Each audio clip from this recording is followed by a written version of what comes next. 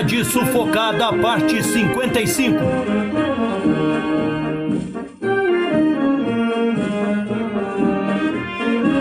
O assassinato do Dr. Otávio Gonçalves Moreira Júnior. 25/2/1973.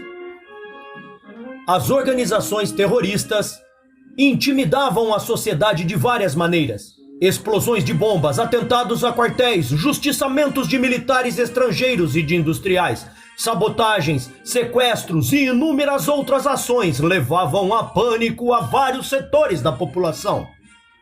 Com o grande número de quedas em combate com os órgãos de segurança, as organizações chegaram à conclusão que era necessária uma ação de impacto que nos atingisse diretamente. Apareciam em documentos apreendidos em aparelhos de terroristas em São Paulo levantamentos de oficiais das Forças Armadas, de membros da Secretaria de Segurança e do pessoal do DOI-CODE 2 Exército. Alguns desses levantamentos foram enviados para o Chile, onde um grupo grande de refugiados atuava, o sanguinário Tribunal Popular Revolucionário decidiu que o impacto seria maior se justiçasse um membro do DOI. O tribunal era composto por honoráveis juízes da VPR, ALN, PCBR e VAR Palmares. O escolhido foi Dr. Otávio Gonçalves Moreira Júnior, delegado de polícia, 33 anos, membro do DOI 2 Exército e chefe de uma das turmas de busca e apreensão. Avisado sobre os levantamentos encontrados, alegava com seu sorriso contagiante que Deus estava com ele, que nada temia e continuaria sua vida normal. O doutor Otávio, ou melhor, Otavinho, como era chamado, era muito querido no trabalho e no meio que frequentava. Era alegre, afável, brincalhão, apaixonado pela vida. Certamente sua morte iria abalar profundamente todos os seus amigos e companheiros de trabalho. Em São Paulo cumpria sua rotina diária, sempre atento e seguindo as normas de segurança. Nos finais de semana, sexta-feira à noite, quando não estava de plantão, seguia para o Rio de Janeiro, aonde ia ver a sua noiva. Amava o sol, o mar, a Portela, da qual era membro honorário. No Rio, andava sempre desarmado, valente e corajoso, não gostava de usar armas. Dizia que não teria coragem de matar ninguém.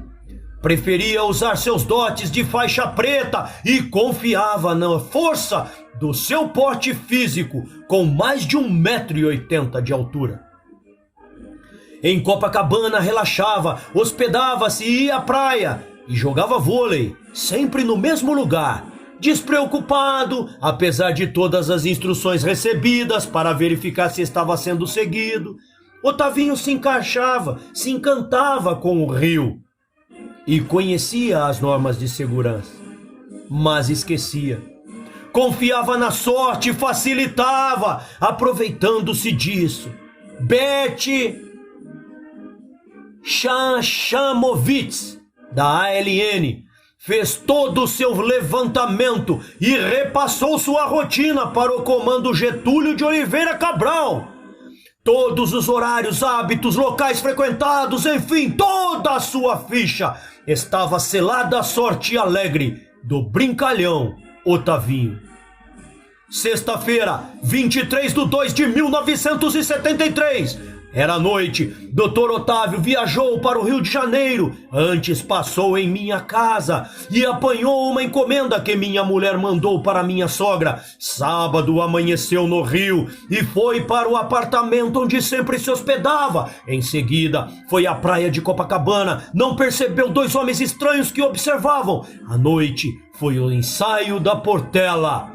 No dia seguinte, domingo, 25/2/1973, pela manhã foi à praia e deixou a encomenda para minha sogra na portaria. Jogou vôlei e na volta foi almoçar no Leme com seu amigo Carlos Alberto Martins.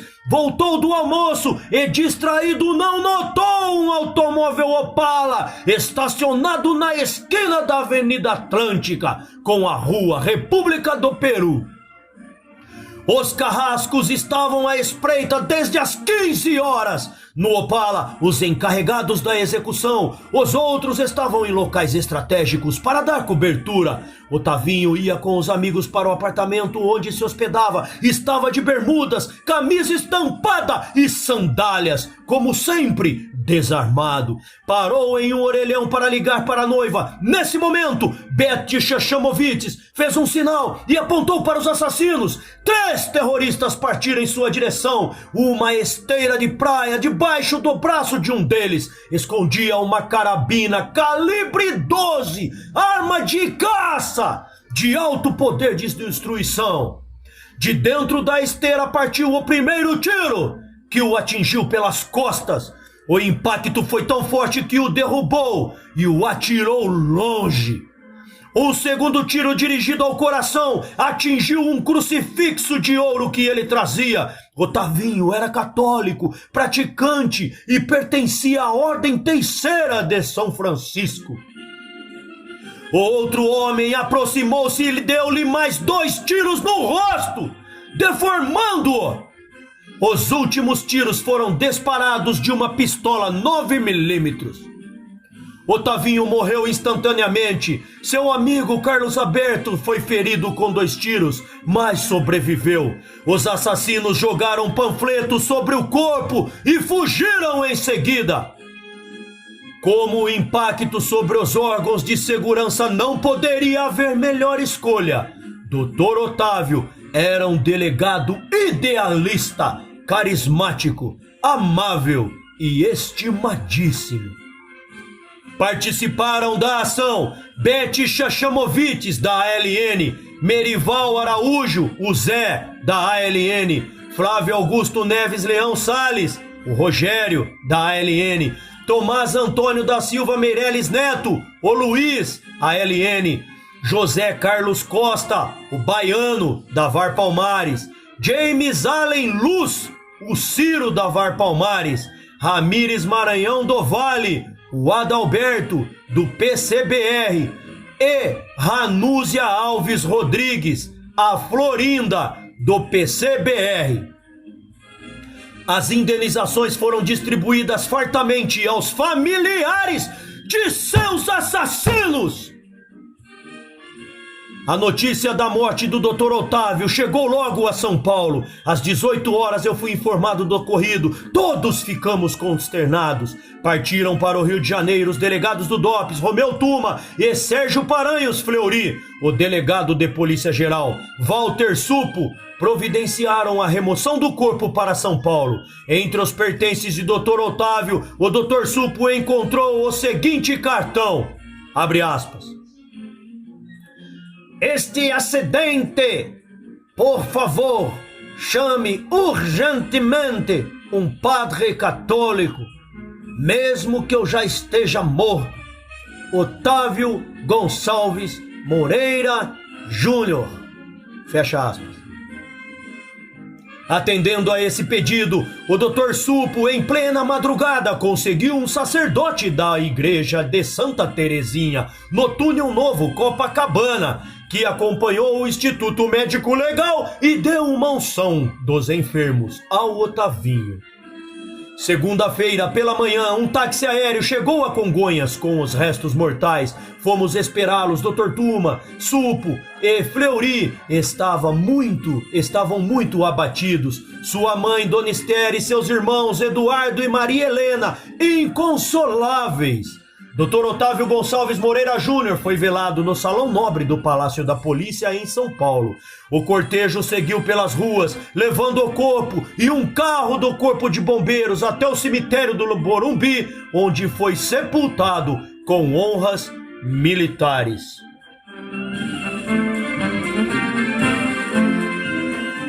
Presentes o governador de São Paulo, o comandante do 2º Exército, o secretário de Segurança e muitas outras autoridades. Caía uma chuva miúda, mas o cemitério estava lotado. Companheiros de trabalho e amigos revezavam-se para carregar o caixão. Como última homenagem ao querido companheiro, traiçoeira e covardemente assassinado, os policiais dispararam suas armas para o alto. Tanto abalo emocional, curiosamente, ao que parece não atingiu a igreja, muito menos o seu mentor maior em São Paulo, o arcebispo Dom Paulo Evaristo Arnes. Essa era notória a religiosidade de Otavinho. Isso recomendava qualquer tipo de homenagem póstuma, espontaneamente pela igreja. Esse católico tão fervoroso. Entretanto, nada disso aconteceu. O governo do estado de São Paulo, por intermédio da Secretaria de Segurança, encomendou uma missa de 7º dia que lotou a Catedral da Sé e contou com a presença do governador do estado, prefeito da cidade, secretários de estado, a cúpula das polícias civil e militar e de todas as autoridades militares das Forças Armadas sediadas na capital paulista.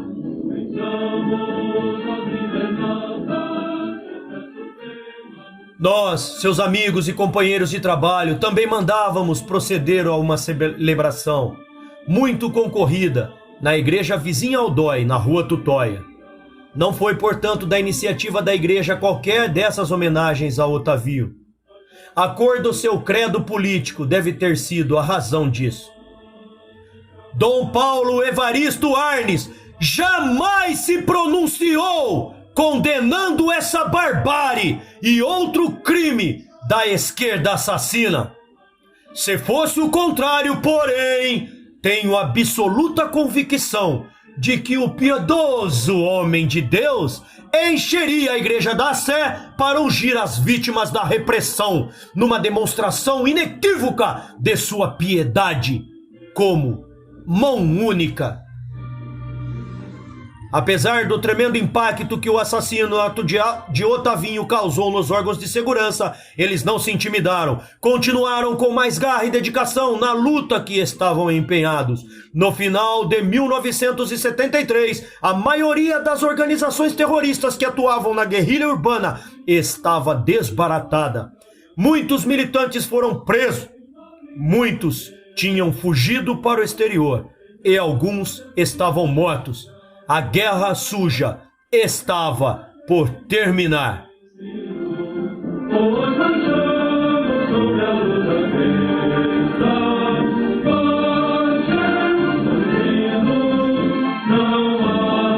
Vanguarda Armada Revolucionária VAR Palmares.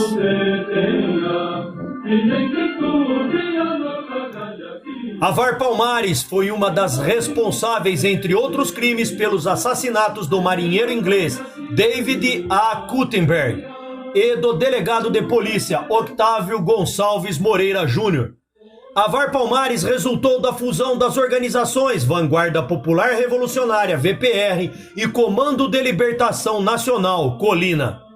Em reunião realizada em fins de junho e início de julho de 1969, quando resolveram agrupar-se para formar uma organização mais forte, já que haviam amargado grandes baixas entre seus membros.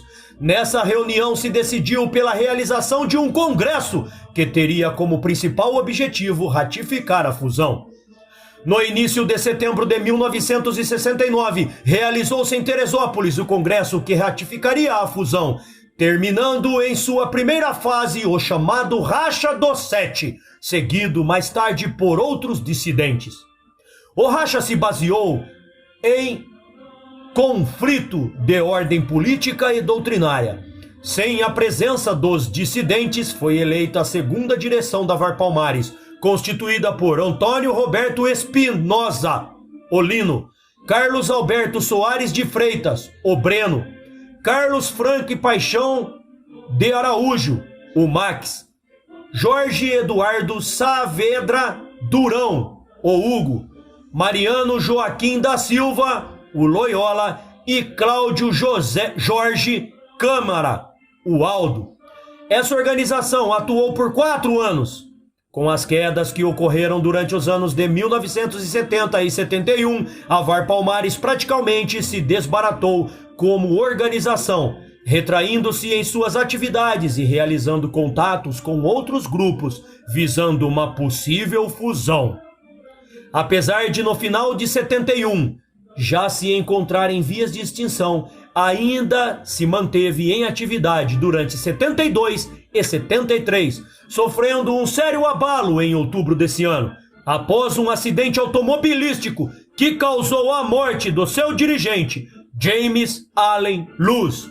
Que vá pro diabo que o carregue também. Dentre as principais ações da VAR Palmares, destacamos, além dos brutais e traiçoeiros assassinatos do marinheiro inglês e de Otavinho, as seguintes. 1. A grande ação. Com a finalidade de solidificar a fusão da VPR com o Colina e obter recursos para o novo grupo que surgia, a VAR Palmares foi planejado o roubo de um cofre na residência de Ana Capriglione Benquimol, em Santa Teresa, Rio de Janeiro. Em maio de 1969, Gustavo Buarque Schiller, o Bicho, recebeu de Juarez Guimarães de Brito a incumbência de fazer o levantamento na casa onde estaria guardado o cofre, com grande quantidade de dólares pertencentes a Ademar de Barros. Ademar de Barros era o governador de São Paulo. A intenção de Juarez, além dos dólares, era encontrar no cofre papéis comprometedores para fazer uma campanha de desmoralização contra Ademar, um dos articuladores da Contra-Revolução. Para conseguir recursos para executar essa ação, a organização fez em 11 de junho um assalto à agência muda do Banco Aliança. O assalto rendeu pouco e os militantes ainda foram perseguidos pela polícia. Na fuga, Darcy Rodrigues assassinou a tiros o motorista de táxi Cidelino Palmeira de Nascimento. Na tarde de 18 de julho de 1969, 13 militantes da recém-criada VAR Palmares invadiram a residência de Ana Capriglione. Um grupo colocou os moradores e empregados confinados em um quarto no térreo. Outro grupo subiu para um segundo andar e, por uma janela, amarrado por cordas, desceram o cofre, que pesava 200 quilos. Colocaram em uma Rural Willys e fugiram em seguida. Foi o maior assalto feito por qualquer organização terrorista no Brasil. A féria foi excelente, inimaginável. 2,5 milhões de dólares.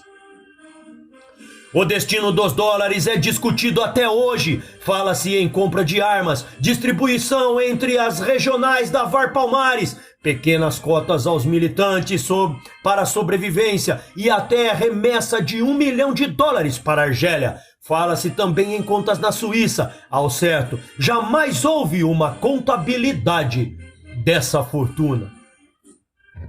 Ô João, será que não foi para fundar esse partido de merda com uma estrela que você gosta, João?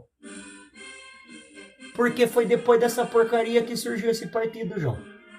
Aí, olha lá. E os caras trabalham dessa forma, roubando dinheiro, não é? É assim que eles cresceram no Mensalão e Petrolão? Cria vergonha sua cara, rapaz, seu Zé Ruela. Prende história. Sai daqui, vai. Tá atrapalhando já. Participaram desse assalto comandante Juarez Guimarães de Brito, o Juvenal, Wellington Moreira Diniz, o Lampião, José Araújo Nóbrega, o Alberto, Jesus Paredes Souto, o Mário, João Marques de Aguiar, o Braga, João Domingos da Silva, o Elias, Flávio Roberto de Souza, o Marques, Carlos Mink, Bonfeld, o Orlando, Darcy Rodrigues, o Silvio, Sônia Eliane Lafoz, a Mariana, Reinaldo José de Melo, o Maurício, Paulo César de Azevedo Ribeiro, o Ronaldo e Tânia Manganelli, a Simone. Dilma Rousseff, chamada por José Dirceu de camarada de armas, em sua posse como chefe da Casa Civil do Lula. Além de ajudar na infraestrutura de assaltos a banco, planejou o que seria o maior golpe da luta armada, o roubo do cofre de Adhemar de Barros. Ouviu, seu Zé Ruela?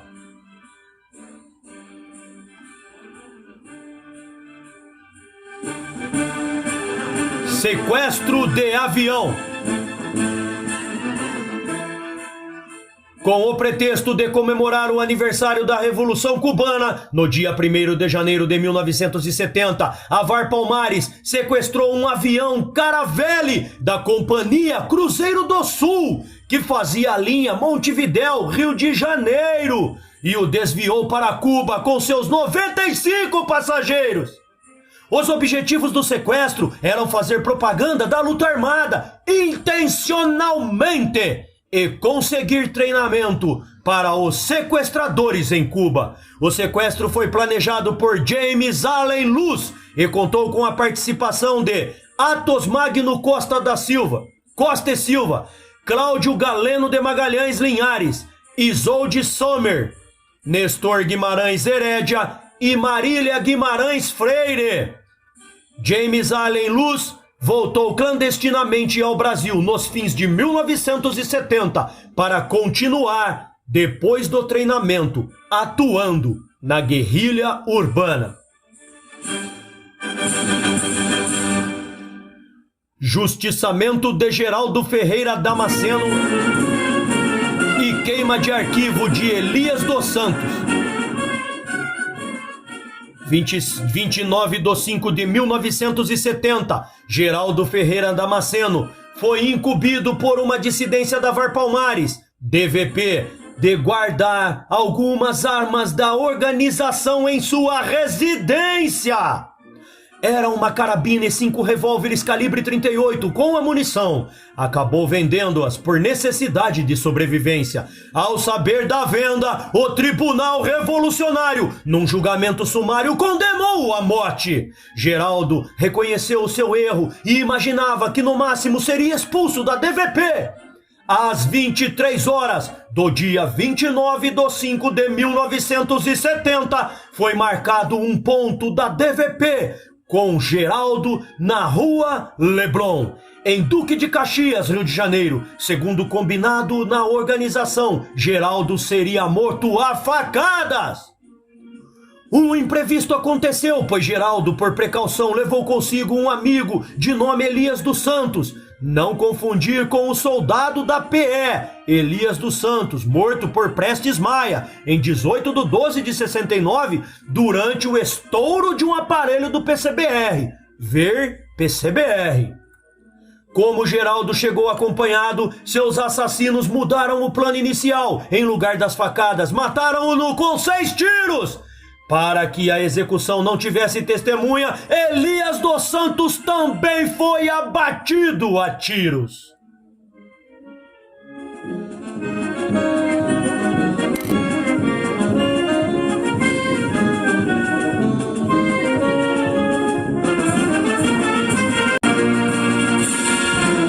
A VAR Palmares e os jovens. As operações para desarticular a VAR em São Paulo foram iniciadas na primeira quinzena de agosto de 1970 pelo meu antecessor, Major Valdir Coelho, que comandava a coordenação de execução da Operação Bandeirante. No dia 29/9/1970, assumi o comando do DOI. Em razão das diligências de meu antecessor, quando cheguei, encontrei vários militares presos da VAR Palmares. Vários militantes presos da VAR Palmares. Do comando regional estavam presos Carlos Franklin Paixão de Araújo e Maria Celeste Martins, a Leia. Do setor de inteligência, Pedro Farcas, o Maurício, Alfredo Schneider, o Alberto, Josefina Bacariça, o José, Elizabeth Mendes de Oliveira, ou Bete Mendes, a Rosa, presa no dia 29/9/1970, e ERR, vulgo Mário. Dos setores estudantil de imprensa, operário e interior, 17 militantes. O setor de inteligência onde Beth Mendes atuava ocupava-se em falsificar documentos, levantar locais estratégicos, levantar locais para assaltos, pichações e panfletagens armadas, e microfilmar e arquivar documentos. Meu primeiro dia como comandante Dodói foi extenuante. Procurei me ambientar, visitar parte das suas instalações, estudar as operações em andamento e me inteirar da situação de cada preso. No dia seguinte, após a ambientação geral, já estava em condições de tomar algumas decisões e dar continuidade necessária ao nosso trabalho. Eram aproximadamente 19 horas, quando consegui um tempo para conversar com alguns jovens da VAR Palmares, 8 rapazes e 5 moças, que haviam sido presos no dia anterior. Todos esses jovens, cuja idades variavam de 18 a 21 anos, já haviam praticado pequenas ações, como panfletagem, pichações, levantamentos para futuros assaltos. Inicialmente, conversei com os rapazes. Eles eram LCMF, usava documentos falsos como o nome de Flávio Batista de Ribeiro Souza e os codinomes Paulo, Guilherme e Vicente. CEPS usava documentos falsos em nome de João Prado dos Santos e os codinomes de Floriano, Marechal e Rodrigo. PCJ, o Sérgio. JRV, Rafael ou Cássio. JCSS, Celso, Beto ou Fábio. FMA, Edson. PA, Renato, Abel ou Daniel. E ERR, Alfredo ou Mário. A seguir, fui ao local onde estavam as 5 moças, um quarto no segundo andar do nosso prédio. Conversei amigavelmente com elas, perguntei seus nomes, onde residiam, colégios onde estudavam, profissão de seus pais e motivo da prisão. Elas eram bastante jovens, uma delas não me era estranha. Tive a sensação de conhecê-la de algum lugar e lembrei-me que era da novela Beto Rockefeller. Era Elizabeth Mendes de Oliveira, conhecida nos meios artísticos como Beth Mendes, e na VAR Palmares como Rosa. Fora presa num aparelho por integrar o setor de inteligência da organização. Com ela estavam também presas ESV, Luísa, VMV, Manuela, NPV, Sônia e CS, Helena ou Clarice. Todas por integrarem a VAR Palmares. Fui para casa do meu segundo dia no DOI-CODE, pensando nos problemas desses jovens e nas suas famílias. Quanta ansiedade, quantos sofrimentos esses pais estariam sentindo a partir do momento que souberam da prisão e da incomunicabilidade de seus filhos.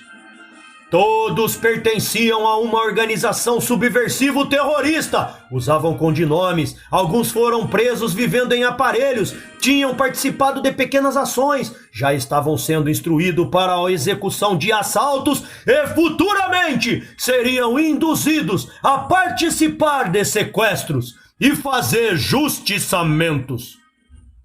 De acordo com a lei, estavam implicados como subversão e o terrorismo e deveriam por isso serem julgados. Entretanto, sentia que eles ali estavam porque foram aliciados, principalmente onde estudavam.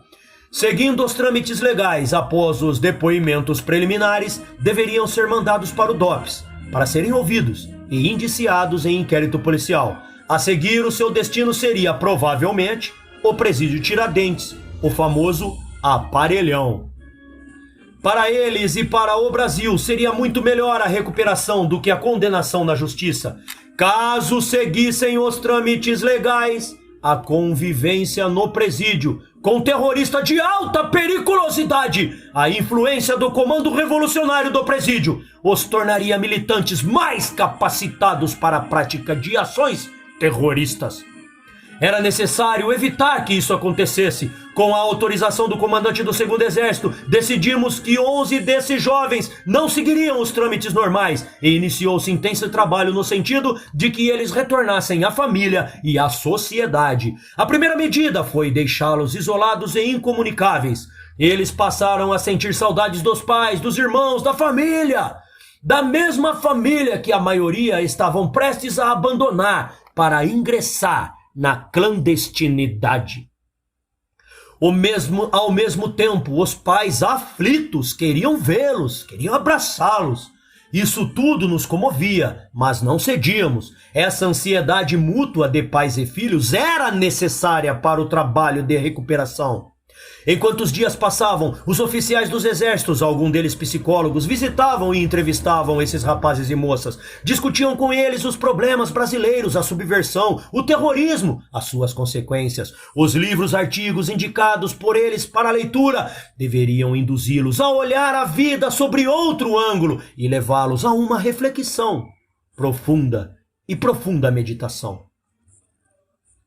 Paralelamente, por eles serem menores de idade, solicitamos ao juizado de menores que enviassem um representante ao DOI para entrevistá-los, inclusive Beth Mendes, que estava com 21 anos de idade e 5 meses.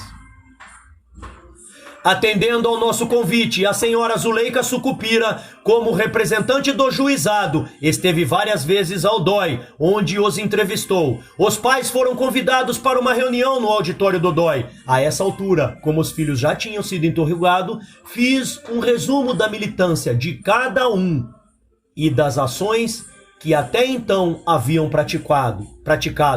Tranquilizei-os quanto à situação deles e pedi que tivessem paciência, pois ainda não chegara a hora de visitá-los. Esses jovens, incluindo Beth Mendes, foram enviados ao DOPS no dia 15 de 10 de 1970, sendo ouvidos no inquérito policial 526/70. No mesmo dia, foram restituídos ao DOI com o ofício 1017/70 daquele departamento. Do relatório do inquérito, extraímos o seguinte trecho, abre aspas.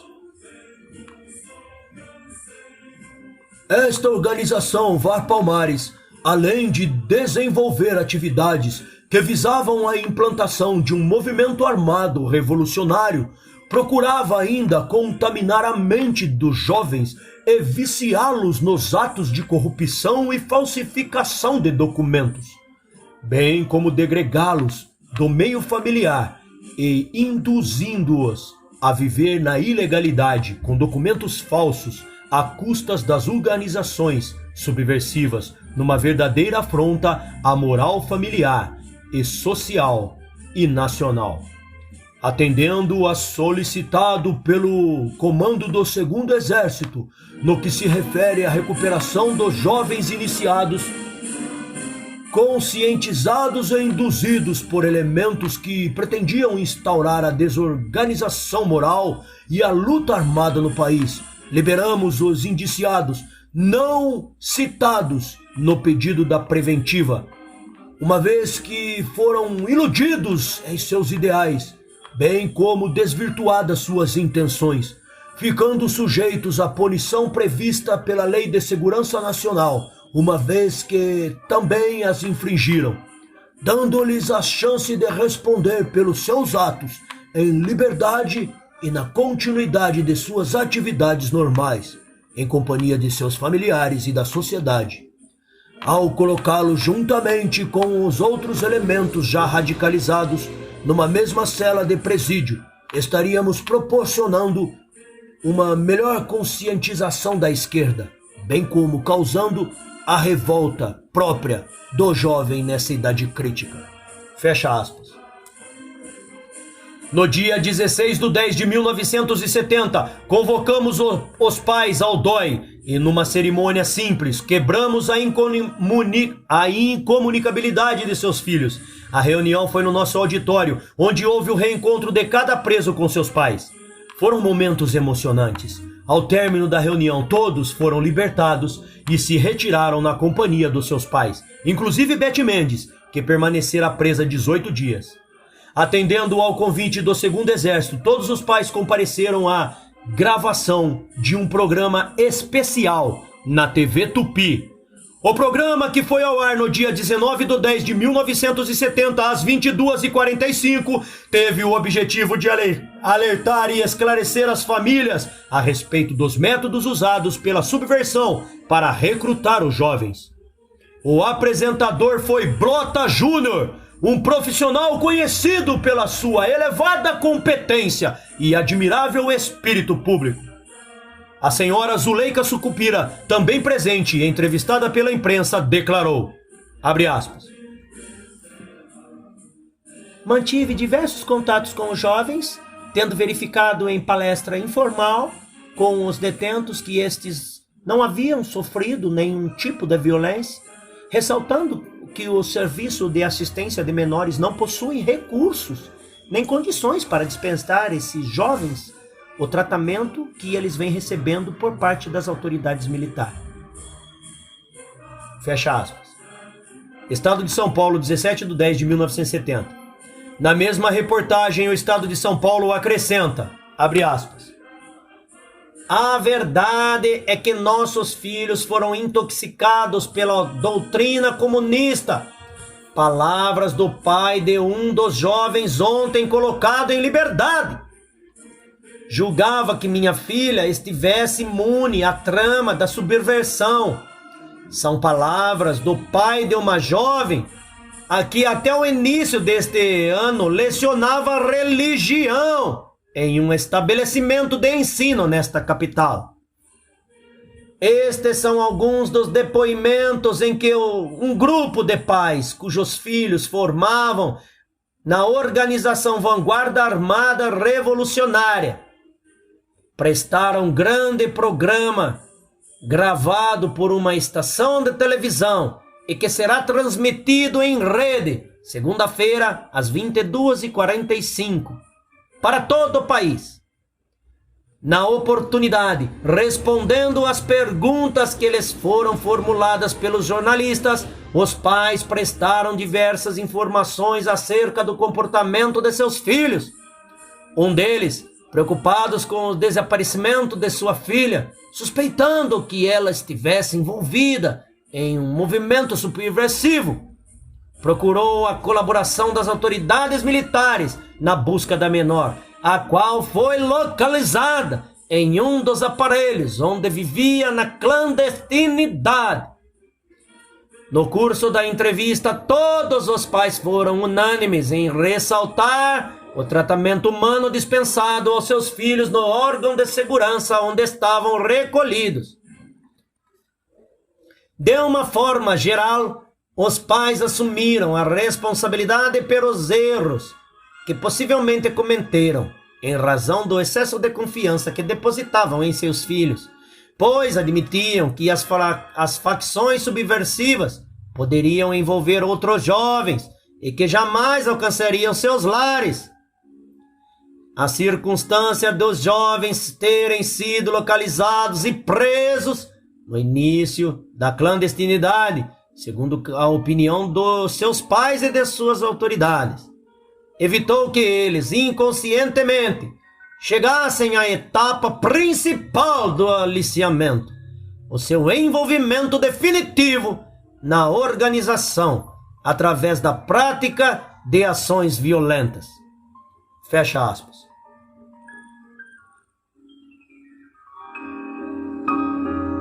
Depoimento de Beth Mendes.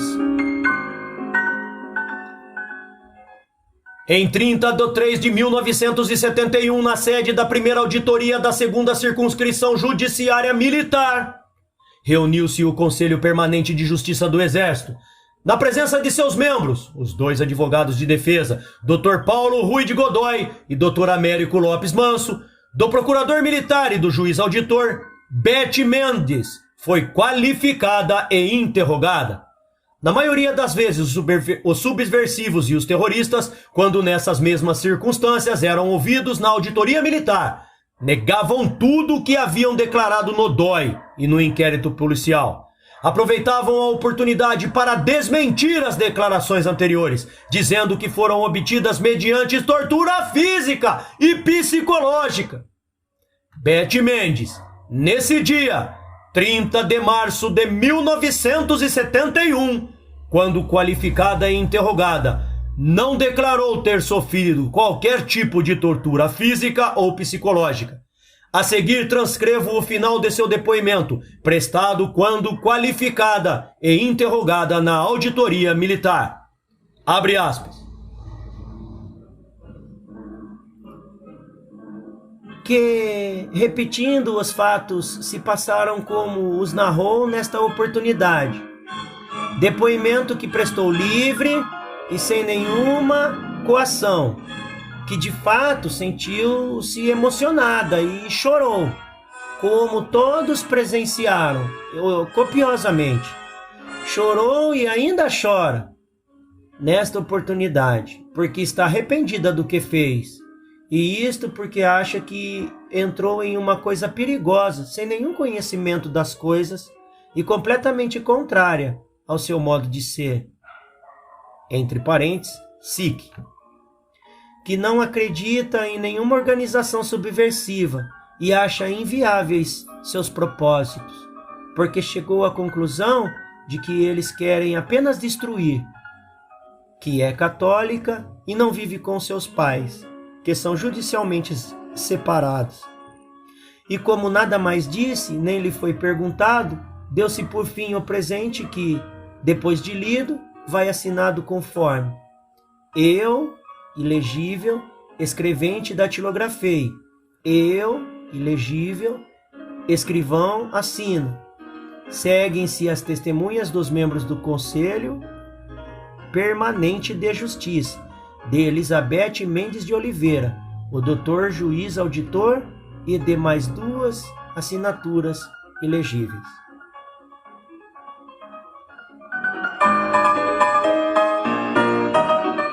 Cartas de um pai.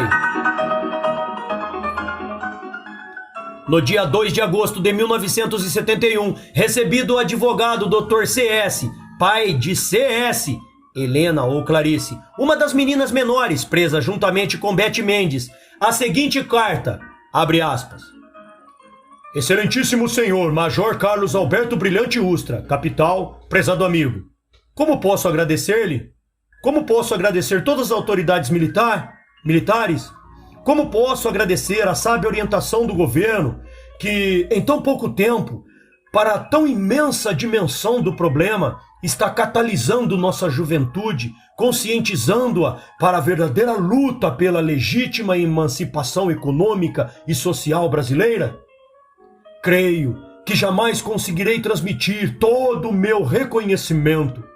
Acho que somente outros pais que, como eu, viveram o drama de ter uma filha ou um filho, ainda crianças, maldosa e implacável, fria e vergonhosamente aliciadas pelos sequazes da subversão, é que poderão compreender-me. O que acontece a um pai, certa noite, ele abre a porta de sua casa e vê diante de si uma equipe de buscas que veio para prender sua filha. Que pensamentos lhe acodem ao cérebro e ao coração? Que tantas e estranhas perguntas ele se faz. É um pesadelo ou é uma realidade? E por que essa sinistra realidade? É realmente a minha filha que procuram? Mais ainda agora, ela era uma criança magrinha, frágil, de grandes olhos curiosos, engateando os primeiros passos, balbuciando as primeiras palavras, rabiscando os primeiros desenhos, tentando as primeiras letras, conseguindo as primeiras notas, vencendo com incrível força de vontade os obstáculos para colocar-se sempre como a primeira da classe, do primário ao colegial, acompanhando sempre todas as limitações do nosso orçamento doméstico e sempre procurando corresponder a todos os investimentos feitos para a sua educação. É mesmo a minha filha que procuram? Mas ela teve sempre tanto senso de responsabilidade, acreditou sempre que só o trabalho e esforço contínuo, a persistência é que ajudam a vencer na vida. Mas ela foi sempre dedicada à família, sempre ajudou os irmãos em tudo que podia. Como ela dizia que queria ser alguém para poder ajudar todos nós, todo mundo, todo o Brasil. Como se ela dizia que nosso país teria de ser grande, desenvolvido, rico, respeitado. Como se ela dizia que isso era preciso muito estudo, muito trabalho, muita cooperação. Quanto fervor em tudo o que ela dizia, quanto brilho nos seus olhos, nos seus grandes olhos curiosos. E ultimamente, quanto espírito de sacrifício, quanta renúncia, quanta recusa às novas roupas, a um sapato novo, ao cabeleireiro, à manicure, às diversões mais comuns. É mesmo a minha filha que procuram? Hoje, passado quase um ano desde aqueles tenebrosos dias de setembro, posso pensar mais calmo e confiantemente. E quanta coisa afinal compreendo. Como minha filha, pobre filha, foi enganada. Utilizaram todo o seu senso de responsabilidade, toda a sua persistência, toda a sua força de vontade, toda a sua crença no trabalho, todo o seu grande, imenso e generoso esforço, todo o seu fervor, todo o brilho de seus olhos curiosos e grandes, para fazê-la acreditar que o caminho da subversão era o único para ajudar todos nós, todo o mundo, todo o Brasil, para o nosso país ser grande, desenvolvido, rico e respeitado. Tenho diante de mim 2 retratos de minha filha, um do ano passado e outro bem recente. Um dos tempos tumultuosos em que estava sendo iludida, e outro em que ela, agora livre, aproveita com toda a sua sinceridade e maravilhosa oportunidade que lhe concederam. A menina inflamada, de cabelos descuidados, sem pintura, que se negava a ir à manicure, que só usava blue jeans, que recusava roupas novas e um sapato novo, foi substituída por uma moça madura, adulta, tranquila, de cabelos cuidados, unhas pintadas, embora sem exageros, que briga com a costureira quando o vestido não sai direito, que é exigente na escolha do modelo do sapato novo, que voltou ao amigo namorado, ao antigo namorado, e pretende ficar noiva nos próximos meses. Mas agora compreendo como existe mais de um caminho para buscar a verdade. Agora entendo o valor da tolerância, agora assimilo todo o esforço do governo para eliminar etapas, engolir atrasos e construir mais depressa o Brasil grande. Como ela entendeu finalmente o espírito da luta pelo nosso mar de 200 milhas, a guerra pelo nosso café solúvel, a batalha nos fretes marítimos, a acessibilidade da ocupação em curto prazo dos grandes espaços vazios através de projetos grandiosos, tal como a Transamazônica, o valor do incrível progresso de nossas telecomunicações, a inadiável urgência da alfabetização em massa, a necessidade de dar agora prioridade à formação de técnicos, para a exigência da expansão das indústrias e racionalizar a agricultura. O grande fator responsável por essa gradativa, porém firme, revisão de ideias verificada nos últimos 12 meses deve-se, indubitavelmente, à série de leituras orientadas pelo Tenente-Coronel Ari Rodolfo Carracho Horn, da 5ª Seção do Exército em São Paulo, que se propôs e conseguiu mostrar à minha filha o outro lado do governo. Hoje minha filha está espontaneamente disposta e preparada para enganjar-se no Projeto Rondon, a fim de conhecer de perto as verdadeiras e dramáticas dimensões dos problemas de nossa infraestrutura social e juntar-se definitivamente aos esforços do governo na busca das soluções. Estes 2 retratos de minha filha, que tenho diante de mim, contam toda essa história. A grande oportunidade que lhe foi concedida está sendo aproveitada em todos os sentidos, durante todos os segundos. Após a libertação, ela liquidou o restante do curso colegial, passando com notas muito boas. Fez 1 mês de cursinho intensivo e logo na primeira tentativa foi aprovada no exame de vestibular da USP, ingressando no Departamento de Geografia da Faculdade de Filosofia. O primeiro semestre da universidade ela também o venceu com notas altas e agora cursa o segundo semestre. O crédito de confiança que, por seu intermédio, prezado amigo, as autoridades concederam à minha filha está sendo integralmente correspondida. Aguardamos agora o julgamento final com serenidade. Enfrentamos juntos, eu e ela, o pronunciamento da justiça, dispostos a acolher a melhor decisão que houver por bem ser apresentada. Eu estarei ao lado da minha filha em qualquer circunstância. É muito possível que tudo isso tenha sido causado por mim, apenas por mim. É muito possível que eu não tenha sido o melhor pai do que propus a ser todos esses 22 anos de casado. Talvez se eu estivesse mais presente, mais atuante, tudo fosse diferente. Talvez se eu tivesse tido mais tempo para me dedicar à minha filha, à minha família, eu pudesse ter dado muito maior assistência à minha filha. É possível, é muito possível. Não quero eximir-me de qualquer responsabilidade. Direi apenas que, de todas as funções do mundo, a do pai é a mais difícil. Tenho procurado desempenhá-la da melhor maneira possível, mas para isso, que tempo livre temos todos nós, pais, além daqueles que nos torna o trabalho e a obrigação imperiosa de prover o sustento da família? Vivemos todos numa selva de asfalto, onde a luta pela própria vida é travada em todos os cantos, 24 horas por dia. E na sobra, para poder olhar o horizonte. Mas tudo passará, se Deus assim o quiser.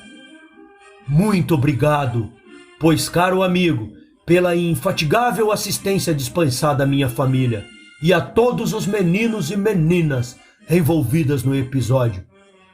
Tenho certeza de estar falando não apenas em meu nome, mas em nome de todos os outros pais. Recebemos uma nova oportunidade e tudo estamos fazendo para honrá-la. Por favor, faça desta carta o uso que achar mais recomendável. É minha palavra de gratidão ao amigo e a todas as autoridades que lutam para reaver a juventude no Brasil. Um grande abraço. Assino CS. Fecha aspas.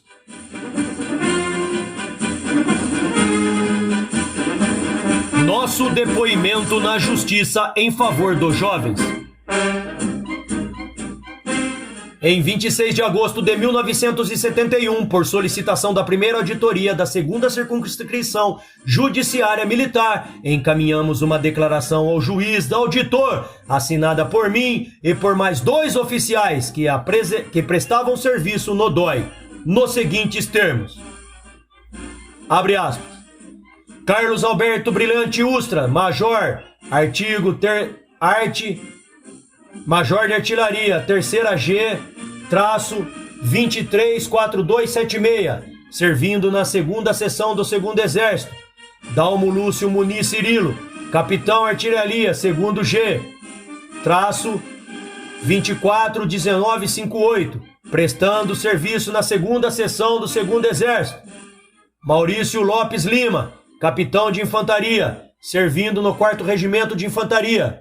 Solicitados a depor como testemunhas do processo instaurado na primeira auditoria de guerra por motivos de segurança nacional contra os estudantes CS, PA, ESV, Elizabeth Mendes de Oliveira, JRV, LCMF, JCSS e FRR. No documento original consta o nome completo dos menores. Fazemo-lo através desta declaração para externar a meticulosa observação que concluímos dos jovens em julgamento. no período em que estiveram sob nossos cuidados, bem como expressar o acompanhamento que realizamos, através de contatos pessoais com eles e seus respectivos progenitores, na fase posterior à sua libertação condicional. Todos muito jovens, verdadeiras crianças, deixaram-nos perplexos, a sua ingenuidade e o total desconhecimento que demonstravam da seriedade de sua situação. Pudemos constatar perfeitamente o aliciamento frio e calculado que sofreram no colégio em que estudavam por parte de seus vários mestres. Seria tal o verdadeiro título a dar a esses homens e mulheres? Mestres? Estes, valendo-se da autoridade de cátedra, da ascendência e da extraordinária facilidade do manejo que possuíam sobre tais alunos, e iniciaram junto a eles um longo, paciente e inteligentíssimo envolvimento de proselitismo, não só tendente a corrompê-los politicamente, como também uma torpe tentativa de afastá-los do convívio de seus lares, para melhor atingir seus objetivos inconfessáveis. Sendo todos pertencentes a famílias respeitadas e trabalhadoras, como pudemos comprovar no curso das diligências, no breve período que durou sua detenção e nos dias que antecederam a sua liberação, era de esperar-se a total inexperiência e a confusão de ideias em tais jovens.